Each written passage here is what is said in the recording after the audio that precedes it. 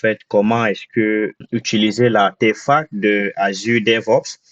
Donc, et nous allons essayer de comprendre en fait c'est quoi artefact de Azure DevOps. Donc, pour voir les options que nous avons dans à l'artefact, nous devons venir ici. Nous avons notre menu ici à gauche. Nous allons voir ici le menu d'artefact. On va tout simplement cliquer ici. Donc, on va voir que nous avons ici des packages qui sont listés. Donc, artefact en fait, c'est quoi?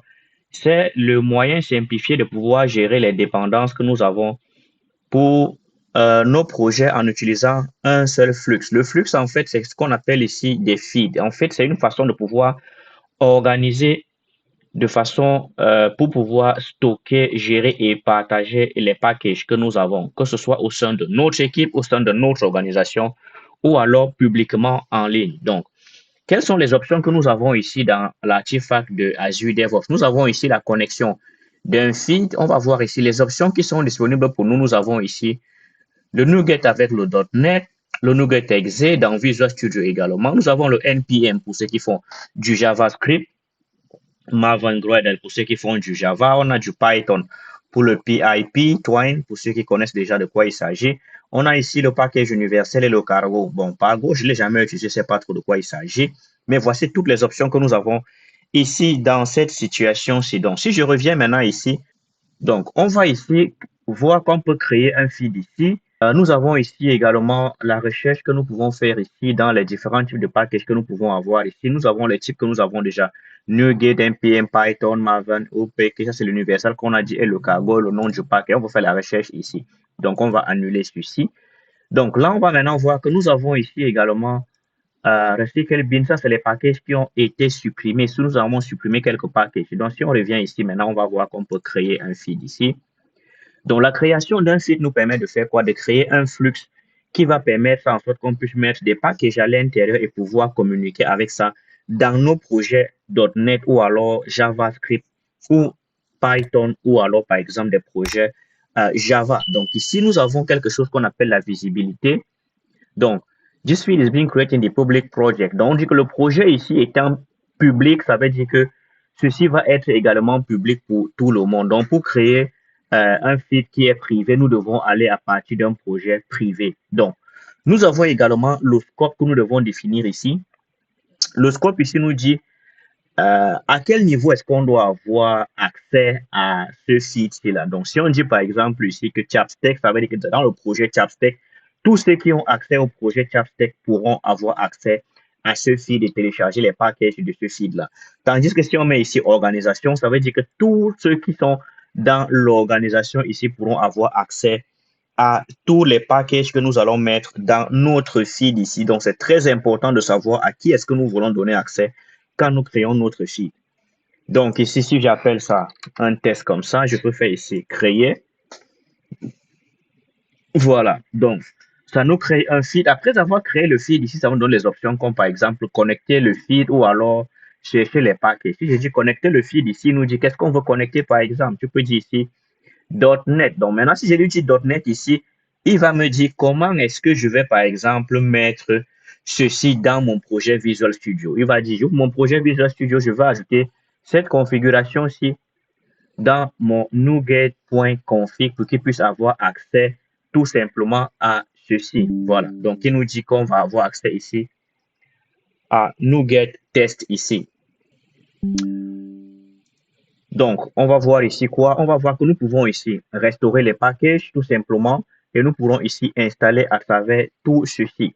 Donc, on va prendre un exemple qui existe déjà. Donc, on a NuGet Exe ici. On peut faire la même chose ici. On a toujours besoin d'ajouter la configuration dans un NuGet.config ici qui nous permet d'avoir accès à ceci. Donc, je vais montrer des exemples concrets pour qu'on puisse voir comment ceci fonctionne réellement. Donc, dans Azure Artefact, donc on va aussi avoir ici version également. On va voir toutes les versions qui ont été publiées pour chaque package. On peut voir que ce package, c'est depuis 2021 que nous l'avons créé. On fait des mises à jour depuis 2022. Bon, il a migré, nous avons migré ce package dans un autre feed déjà, où nous avons des versions peut-être beaucoup plus récentes déjà, je pense. Donc ici, c'est une démo que je fais pour montrer comment ça fonctionne. Donc, on va voir ici Upstream Version. Voilà. Il nous dit nous avons des versions qui sont là. On peut voir ici qu'il y a une version qui avait été supprimée. Donc, la chose qu'on doit comprendre avec Artefact ici, c'est que Si nous supprimons une version d'un package dans Azure Feed, par exemple, nous ne pouvons plus créer cette version-là. Ça veut dire que cette version est complètement supprimée, elle est verrouillée. On ne peut plus créer une autre version identique à celle-là. Donc, la version qui est supprimée, on ne peut plus la créer. Donc, maintenant, je reviens ici, je fais ça. Donc, si je m'en vais ici dans Recycle Bin, on ne voit rien ici. Si je viens ici maintenant, je peux voir, donc, comme j'ai dit, tous les packages que nous avons créés ici. Donc, nous avons vu déjà, en fait, comment on peut fonctionner avec ça. On a vu quoi ici? On a vu comment on peut créer un feed ici, choisir le feed. On peut voir ici à droite, on a ici deleted feed. S'il voit des feeds qui étaient supprimés, donc on avait supprimé, on a nettoyé le bin. Si on supprime un package et qu'on ne le nettoie pas, on va le voir ici et on pourra le restaurer tout simplement au futur. Donc maintenant, comment est-ce qu'on ajoute un package dans le feed en fait? Comment est-ce qu'on ajoute un package?